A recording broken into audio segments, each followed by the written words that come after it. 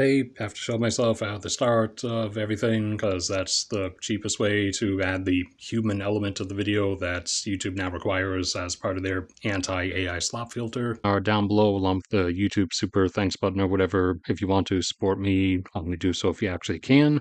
And as always, if you want access to the graphs used in this video and hundreds of others across all different types of subjects, those are all available for free in the drive folder linked in the description below.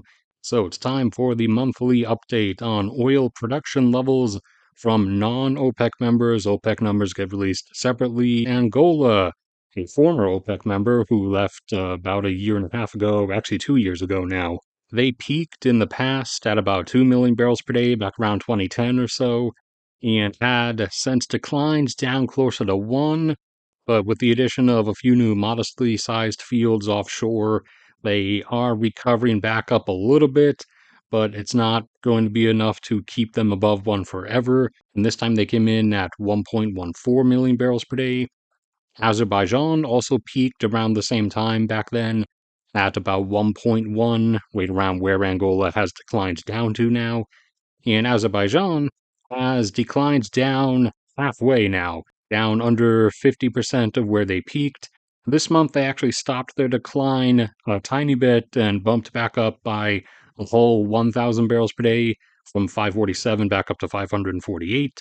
Argentina peaked up around 800 or 900 a while ago, had declined down to about 400, but thanks to fracking operations in the Vaca Muerta shale, which is very similar to Eagle Ford, they have been able to bring themselves all the way back up to now, as of the start of April, over 900,000 barrels per day, and are a net exporter again, as their domestic consumption, their own demand, is usually in between 700 and 800,000 in present day. Australia was once up at 800,000, and they have since declined down to the mid 200s now. This time they dropped back down into the lower 200s again, meaning at 220. Brazil surpassed 4 million barrels per day last year, and for a number of months has been going up and down, just above 4, sometimes back under it. Now, this time, they are back up above 4 at 4.06 million barrels per day. And with everything that is already there and under development or slated to be under development in the future, the remainder of this decade and then into the 2030s, Brazil looks like it should probably end up peaking closer to 2040 at around 6 to maybe 6.5 million barrels per day. Canada, meanwhile, is likely to hit its plateau between 5.5 and 6. And given the scale of what they have, they should be able to maintain that plateau for a number of decades. This time, they've pushed up by another few tens of thousands again, coming in at a flat 5.3 million barrels per day. China, meanwhile, remaining in the lower 4s. They had declines down into the upper 3s some years back, and they really gradually crept their way up into the low 4s, coming towards the mid 4s until about a year or a year and a half ago, after which they kind of reached the limit of where they could push things. And so for the last year or a year and a half, they've started slipping back down. This time, in particular, they came in at 4.29 million barrels per day. Meanwhile, their own domestic oil consumption has seemingly reached its peak point or is plateauing out, and has done so for the last 3 or 4 years at around 17 million barrels per day. Colombia continuing its decline, often in stair-step fashion, down from its second peak of 1 million barrels per day, and has descended into the mid and lower 700,000s, this time coming in dropping down from 747 to 735,000 barrels per day. Meanwhile, their domestic consumption, their own demand, in present day has grown up into the 500,000s. Ecuador hit their highest point at around 550 and has been on a very gradual long-term decline down from that, now down to the upper mid 400s, usually getting down to around 460 now. This time coming in a bit up at 466,000. Meanwhile, their domestic consumption is now up to over 300. Egypt was once up close to a million decades back, but has since declined down to, for a bit, under 500,000. But now, with the addition of a few small new fields, as most of what is present in Egypt, both in their large western desert basin and offshore in the Mediterranean, are predominantly small and occasionally medium fields, although on the smaller end of medium. So their boosts from field activations are usually going to be boosts of only 10, 20, maybe 30,000 barrels a day. And they had another one of those now as a few small fields were activated, bringing them back up over 500,000 and are back up to 525. However, their domestic consumption is now almost at a million. Ghana, over in West Africa, peaked up at 214, declines down to 150, then some enhanced recovery and expanded operations happened, brought them back up to 190, from which they have declined down to now about 180,000, while their domestic consumption is up to around 110 or 120. However, a new offshore field coming online either this year or next year should boost them up to a bit over 250. Guyana, over in South America, had reached just under 900,000, but some enhanced recovery or some increased flow rates, some debottlenecking, has allowed them to creep up a bit from 900 to 915. And it's now just a bit further up to 918,000 barrels per day. And while they have background declines ongoing from, at the moment, just their first field, since it's been 7 years since that one was activated, and their second field will start seeing its initial first background declines in a year or two. They still do have quite a number of additional fields coming online in the next few years. This year, in the second half of this year, they have one coming online that should boost them up to over 1.1. And then next year, another one that should boost them up to between 1.3 and 1.4. India had lingered up closer to 800,000 for a few decades, but has been slipping down and is now falling down under 600,000. Most recently around 590 and 580. Well, this time they had a bit of a slip down to 564. Meanwhile, their domestic consumption is over 10 times that amount, as they just broke their previous record from a few months ago and have, for the first time, crossed up over 6 million barrels per day of oil demand, come in most recently at 6.04. Indonesia, meanwhile, used to be a decent producer, about 1.5 million barrels per day, and they held a rough plateau there for a few decades, but they reached the end of their field's capabilities and have been on their long terminal decline since then, down to about 600. However, they have expanded offshore, but most of what they have offshore, because of the specific topography of that area between them and Malaysia, is primarily going to be natural gas.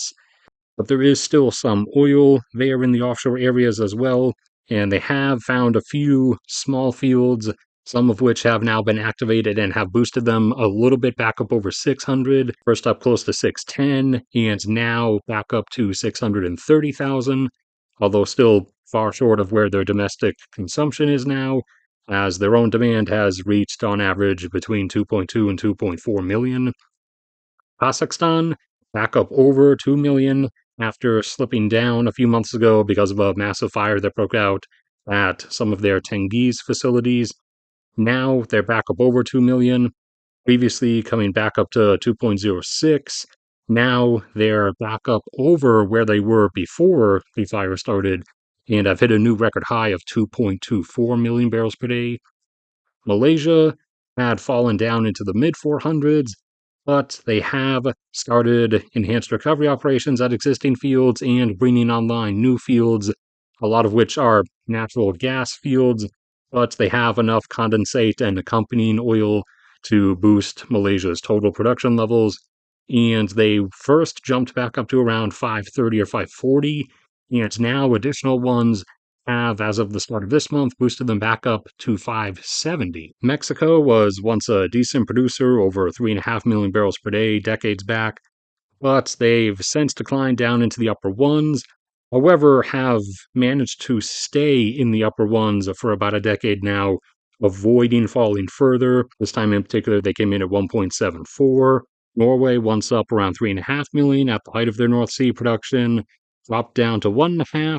However, as they a decade ago plus began expanding out into their midsection waters and their Arctic waters, they have encountered enough stuff and brought it online to bring themselves back up over 2 and are now back up to sticking around usually 2.2, this time coming in just a tiny bit under it at 2.18 million barrels per day. Oman, although not an OPEC member, had still been acting like an honorary member and had been holding their production at only 1 million barrels per day while the cuts were still ongoing, and they were still waiting a while after they ended to start bringing their production back upwards. But now they've kind of sped the process up with what's happening, obviously, but they had gradually crept up from 1 up to 1.02 million, and we're only going to go up by a tiny bit again this past month. However, then the new Iran war happened, and they started increasing the speed, and so they jumped up from 1.02 up to 1.04 million barrels per day.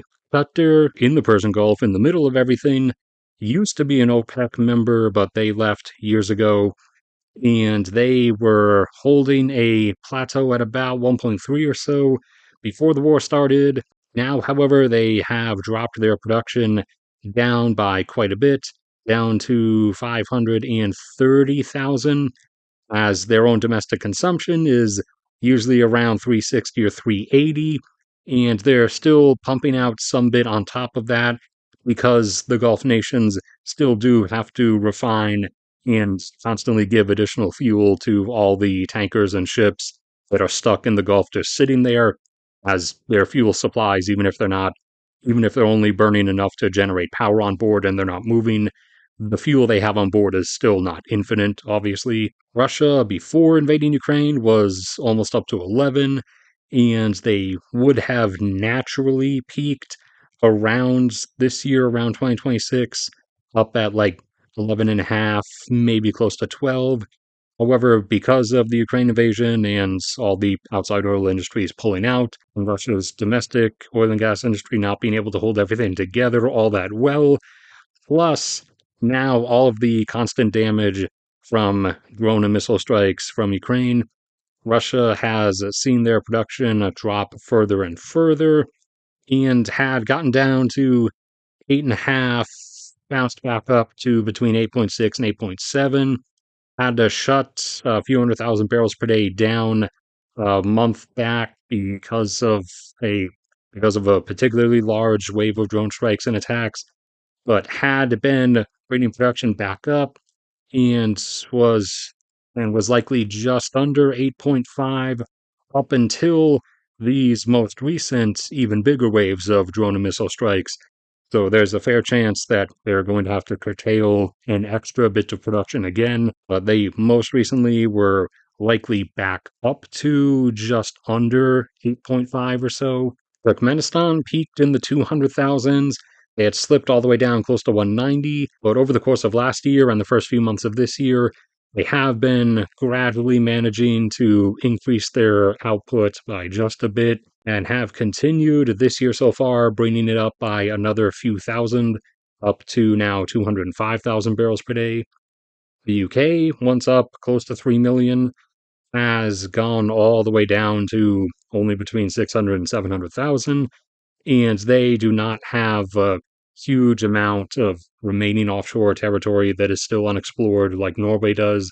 So there's not really any giant resurgence or forestalling of their continued decline to depletion waiting. They this time came in pretty close to right on 600, and the largest producer in the world, the US, has reached its peak and/or plateau, depending on how long it has to last for you to qualify it as one or the other. The US has touched 13.8 million barrels per day on 3 separate occasions over the last year and a half, and has entered a pattern of hitting 13.8 after a big amount of production comes online, usually from a large field offshore in the Gulf, bringing online suddenly activating with 120,000 barrels per day of production or so for some of the larger projects back up home where I'm from in Alaska. And then after that surge, the US resumes declining as shale has reached its limits, and also there is still conventional onshore and offshore stuff in the background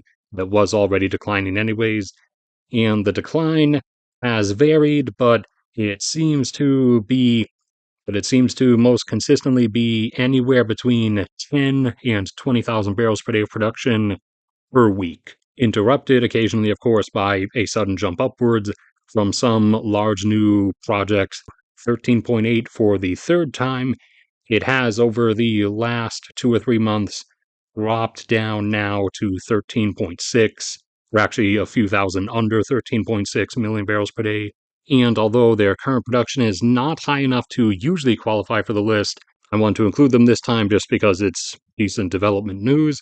Syria, who peaked naturally at 600,000 and had declined down to under 400 before the Syrian civil war started. The civil war brought them basically down to zero. However, since the fall of Assad back at the end of 2024 and the reunification, things have been going much better and more stably, and they've been able to actually consistently start bringing things back upwards. Now, because of how field capability degradation works, there's a link in the upper corner to a video I did specifically covering that and why that happens. They will not ever actually be able to return to close to 400. Probably won't even be able to make 350 again, but they could potentially get back up to maybe 300 as a cap. They have, as of the start of this month, for the first time in 15 years, brought their production back up over 100,000 barrels per day, up to 105, and are thus really close to becoming a net exporter again, as their domestic consumption, which is also way down from where it was before the Civil War started, their domestic consumption as of right now is in the lower to mid 100s, somewhere as of this year between 120 and 140. All right, that's it for this one. Thank you, everybody, for sticking around and listening. Like, if you enjoyed, check out any of the hundreds of other videos if you want. Do live streams on Tuesdays and usually Thursdays, but it depends. The PayPal, Patreon, and YouTube super button things are all down there if you want to support me. Only do so if you actually can. You can get all these graphs and everything in the Drive folder linked in the description. There's a link to my cat's YouTube channel as well. May God bless and protect all of you, and I will see you all around next time.